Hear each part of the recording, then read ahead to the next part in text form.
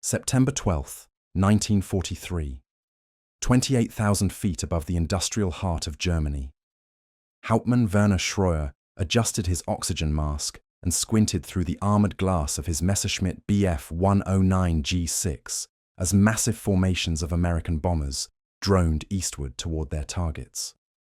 Below him, 64 B-17 flying fortresses maintained their disciplined combat boxes, their polished aluminum surfaces glinting in the autumn sunlight. The veteran ace with 41 confirmed victories studied the approaching escort fighters with growing unease. These were not the nimble Spitfires he had learned to respect over Britain, nor the agile Soviet fighters that had bloodied his squadron on the Eastern Front. These new American machines appeared grotesquely oversized, their barrel-shaped fuselages and massive radial engines creating silhouettes that seemed to mock every principle of fighter design. Schröer keyed his radio transmitter and spoke to his wingman with barely concealed contempt. "Look at these American pigs, Heinrich. They build their fighters like freight locomotives and expect them to dance with thoroughbreds." His laughter crackled through the static. "Today, we show them what real fighters can do." What Hauptmann Schröer could not have imagined as he prepared to attack was that he was witnessing the arrival of a weapon system that would systematically destroy the Luftwaffe's most experienced pilots. Within 18 months, those ungainly American fighters would transform from objects of derision into harbingers of death, their synchronized machine guns creating killing zones that German pilots would learn to fear above all else. The aircraft Schröer dismissed as flying pigs would prove to be flying executioners, each one carrying enough concentrated firepower to cut a Messerschmitt in half in less than 3 seconds of sustained fire. The Republic P-47. Thunderbolt had emerged from desperate necessity in the summer of 1940. As German fighters swept across Western Europe, demonstrating their superiority over every Allied design in service, American military planners faced a terrifying reality. The United States Army Air Forces possessed no fighter capable of matching the Luftwaffe's best aircraft at high altitude. The P-40 Warhawk, backbone of American fighter strength, was outclassed by both the Messerschmitt Bf 109 and the Focke-Wulf 190 in virtually every performance category. The P-38 Lightning showed promise, but remained years from operational readiness in meaningful numbers. America needed a high-altitude interceptor capable of engaging German fighters on equal terms, and they needed it immediately. Alexander Kartveli, Republic Aviation's Georgian-born chief engineer, received specifications from the Army Air Forces that bordered on the impossible. They demanded a fighter capable of 400 miles per hour at 25,000 feet, heavily armed, and possessing the range to escort bombers deep into enemy territory. Kartveli studied the requirements and made a decision that would revolutionize American fighter design. Instead of pursuing the lightweight interceptor philosophy that dominated European thinking, he would create a heavyweight champion that used brute force and overwhelming firepower to impose its will on enemy aircraft. The XP-47B prototype that first flew on May 6, 1941, shocked everyone who witnessed it. Weighing nearly 13,000 pounds fully loaded, it dwarfed every existing fighter by enormous margins. The massive Pratt & Whitney R2800 double Wasp engine, an 18-cylinder radial producing 2,000 horsepower, required a turbo supercharger system so complex that ducting ran throughout the entire rear fuselage. Test pilots approaching the aircraft for the first time invariably asked the same question that would echo throughout the war. How does something this enormous actually fly? The answer lay in pure American engineering philosophy. Where European designers pursued elegance and efficiency, Kartveli had chosen overwhelming power and structural strength. The P-47 did not merely fly, it dominated the sky through sheer mechanical superiority. But it was the armament that would define the Thunderbolt's legacy and strike terror into German hearts. 8.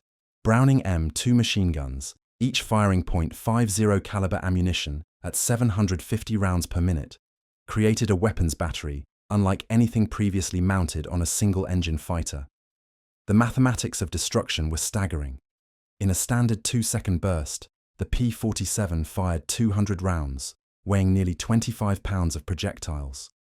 Each bullet carried enough kinetic energy to punch through armor plating and continue traveling at lethal velocity after penetrating aircraft structure. The convergence pattern, typically set at 250 yards, created a killing zone where all 8 gun barrels intersected in a cone of destruction approximately 6 feet in diameter. Any aircraft entering that zone faced instant annihilation. The ammunition itself represented a quantum leap in destructive capability. American .50 caliber rounds came in multiple variants, each designed for specific tactical purposes. Armor-piercing incendiary rounds could penetrate the heaviest armor found on German fighters before detonating inside the aircraft structure. Standard ball ammunition created massive trauma through pure kinetic impact, while tracer rounds allowed pilots to observe their fire and adjust aim in real time. The combination created a lethal cocktail that German aircraft had never been designed to withstand. Most importantly, each P-47 carried 425 rounds per gun, providing 3,400 rounds of total ammunition. Unlike cannon-armed fighters that exhausted their ammunition in seconds of sustained fire, Thunderbolt pilots could maintain continuous fire for over 30 seconds, an eternity in aerial combat.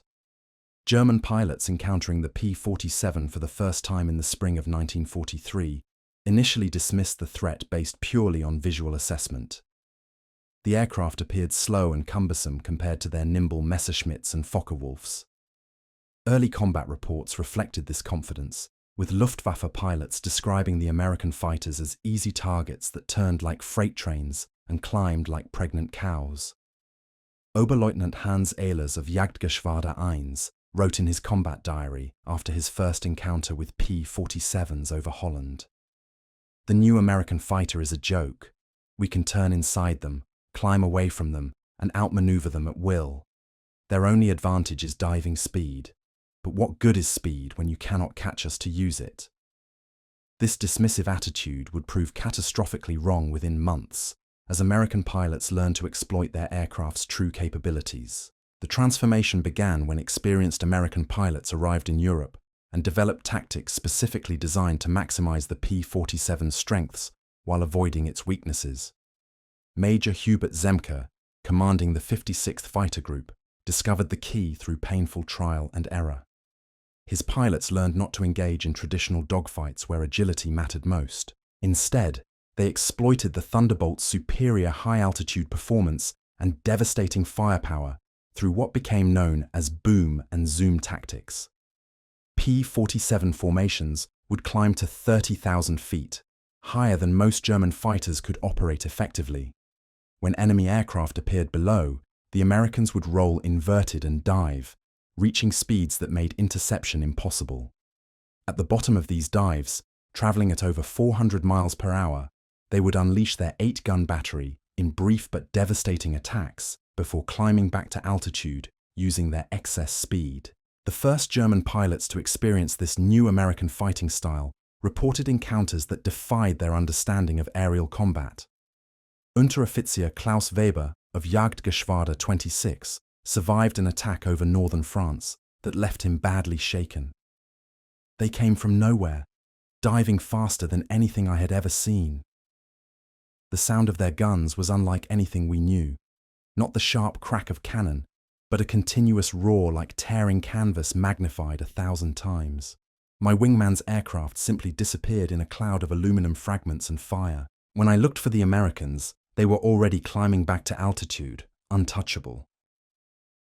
This pattern would repeat with increasing frequency as more P-47 groups arrived in Europe and mastered the boom and zoom technique. German fighter pilots, trained in the traditions of aerial combat that emphasized maneuverability and individual skill, found themselves facing an entirely different kind of warfare. The Americans were not interested in elegant dogfights or displays of flying prowess. They were methodically executing a system designed to destroy German aircraft through overwhelming firepower and superior positioning.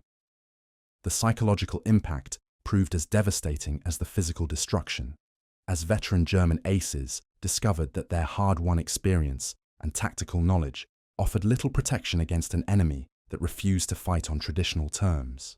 The first systematic demonstration of the P-47's lethal capabilities came on June 12, a mission that would forever change Germany, 1943, during perceptions of American fighter aircraft. Hauptmann Josef Wurmheller, commanding officer of Jagdgeschwader II and holder of the Knight's Cross with 93 confirmed victories, led 16 Focke-Wulf 190s in an attack on B-17 formations approaching the Ruhr Valley. The German fighters executed a perfect bounce, diving from the sun with overwhelming altitude advantage against what appeared to be a small formation of P-47 escorts. Wurmheller's combat report, filed hours later from his hospital bed, revealed the shocking reality of what those 8 synchronized machine guns could accomplish in the hands of properly trained American pilots. The P-47s had appeared sluggish and vulnerable as the German fighters began their attack run. Wurmheller selected his target, a Thunderbolt flying slightly behind the main formation and close to what he considered optimal firing range. His 20mm cannons and 13mm machine guns found their mark, scoring multiple hits along the American fighter's wing and fuselage. Any Messerschmitt or Spitfire would have been crippled or destroyed by such damage. The P-47 absorbed the punishment without apparent effect, its massive radial engine continuing to pull the aircraft through the sky as if nothing had happened. Then the American pilot executed a maneuver that defied Wurmheller's understanding of fighter tactics. Instead of attempting to evade or outmaneuver his attackers, the P-47 pilot rolled inverted and pulled into a steep dive, accelerating rapidly toward the earth below. Wurmheller followed, confident that his Focke-Wulf's superior agility would allow him to maintain the attack. What he discovered was that the massive American fighter could dive faster than any German aircraft ever built. Within seconds, the P-47 was pulling away, its speed increasing beyond anything Wurmheller had ever witnessed. At 15,000 feet, traveling at nearly 500 miles per hour, the American pilot suddenly pulled up in a climbing turn that brought his aircraft face to face with the pursuing Germans. The 8-gun salvo lasted exactly 1.7 seconds, according to gun camera footage recovered after the war. In that brief interval, the P-47's machine guns fired 170 rounds of .50 caliber ammunition into the German formation. Wurmheller's wingman, Oberfeldwebel Hans Dortenmann, died instantly when armor-piercing rounds penetrated his cockpit armor and detonated inside the fuselage. His Focke-Wulf 190 disintegrated in mid-air, transformed from a functioning aircraft into scattered debris in less time than a human eye could register the destruction. A second German fighter lost its entire tail section to the concentrated fire, the pilot bailing out as his aircraft tumbled earthward in an uncontrollable spin. Wurmheller himself survived only because a mechanical malfunction caused 2 of the Americans' guns to jam after firing just 40 rounds each. Even with reduced firepower, the remaining 6 guns inflicted catastrophic damage on his aircraft. 23.50 caliber rounds struck his Focke-Wulf, destroying the hydraulic system, severing control cables, and punching massive holes through the wing structure.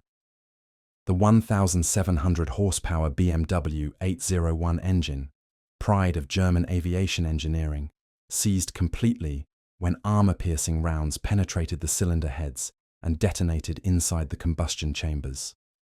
Wurmheller managed to crash land in a field near Osnabrück, suffering multiple fractures and internal injuries, but surviving to report what he had witnessed. His debriefing at Luftwaffe headquarters in Berlin created immediate concern among German tactical analysts. The mathematics were inescapable. A single P-47 had engaged 4 experienced German fighters and destroyed 2 while severely damaging a third in less than 10 seconds of combat.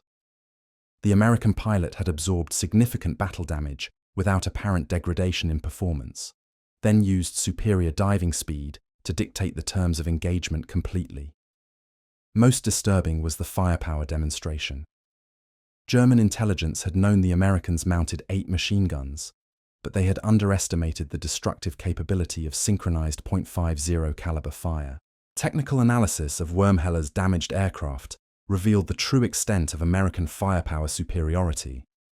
The .50 caliber rounds had punched clean through armor plating that routinely stopped German 7.92mm machine gun fire. The incendiary compounds had ignited aluminum structure, creating fires that burned at temperatures exceeding 2,000 degrees Fahrenheit.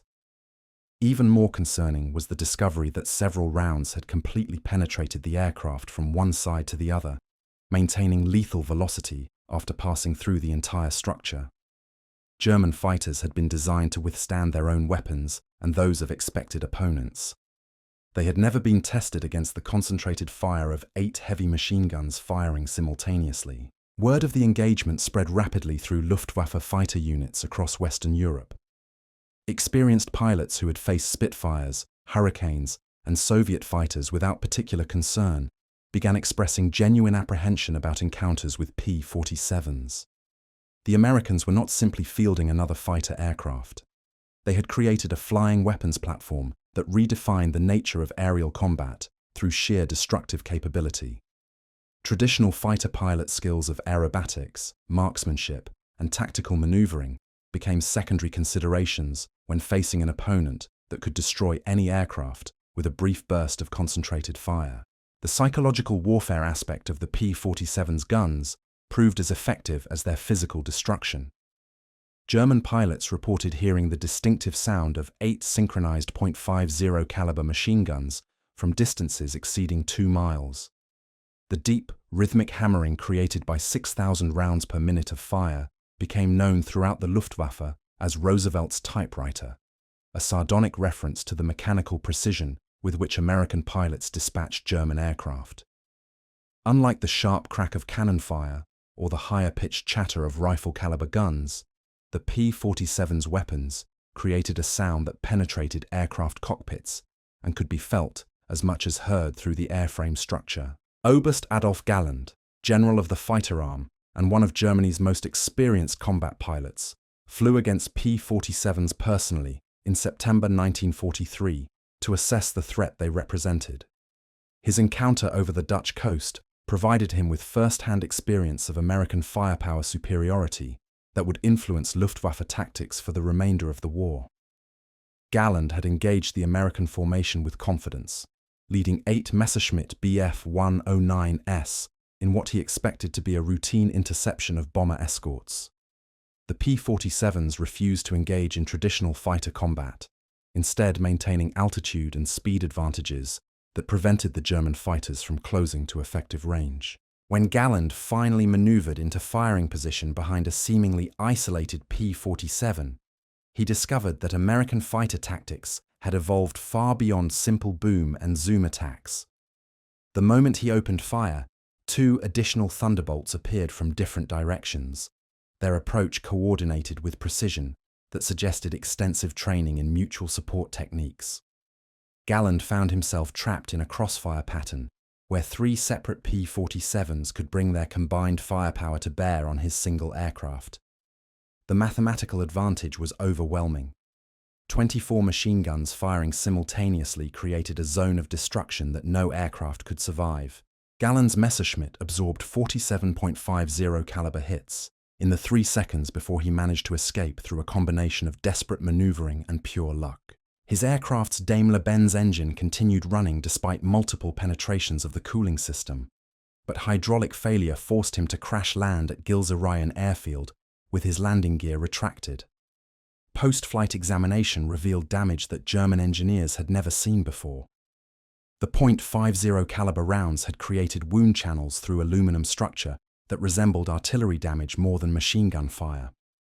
Several rounds had struck the same general area and literally carved sections of wing and fuselage completely away.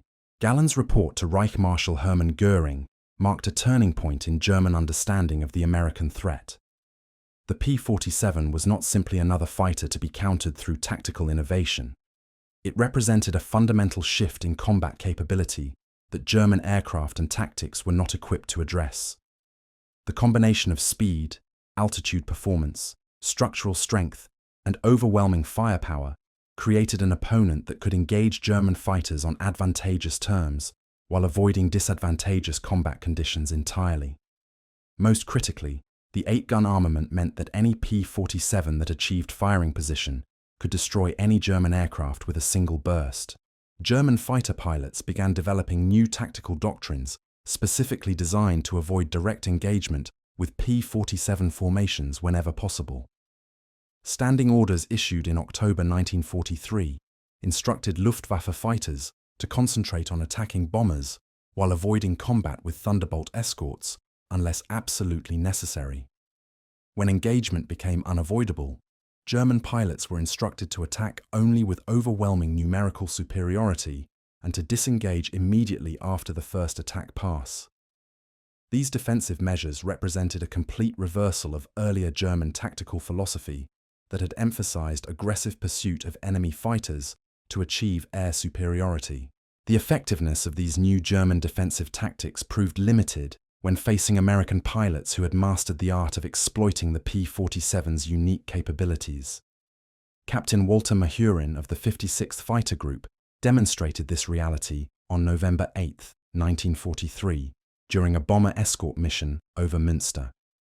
Leading a flight of 4 Thunderbolts at 28,000 feet, Mahurin encountered 12 Messerschmitt Bf-109s attempting to position themselves for attacks on the B-17 formations below. The German fighters were following their new tactical guidelines, trying to avoid direct engagement while maneuvering to reach the bombers. Mahurin recognized their intent and executed a maneuver that would become standard doctrine for P-47 units across the European theater. Rather than diving immediately to engage the German fighters, Mahurin led his formation in a climbing turn that positioned them directly between the Messerschmitts and their intended targets. The Germans faced an impossible choice. They could abandon their attack on the bombers and retreat, allowing the American heavy aircraft to continue unmolested toward their targets.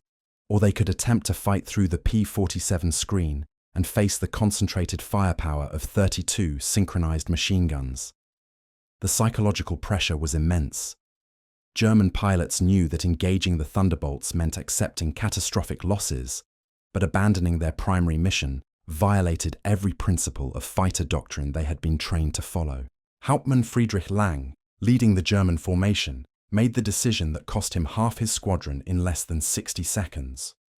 Unable to ignore the bombers that represented his primary mission, he ordered his fighters to punch through the American screen at maximum speed, hoping to minimize exposure time to the P-47's devastating firepower. The tactic failed catastrophically. Mahurin's flight rolled inverted and dove, their massive radial engines pulling them through the air at speeds the German fighters could not match.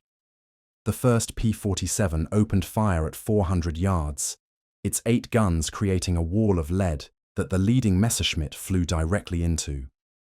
The German aircraft disintegrated instantly, its pilot killed before he could react to the American attack.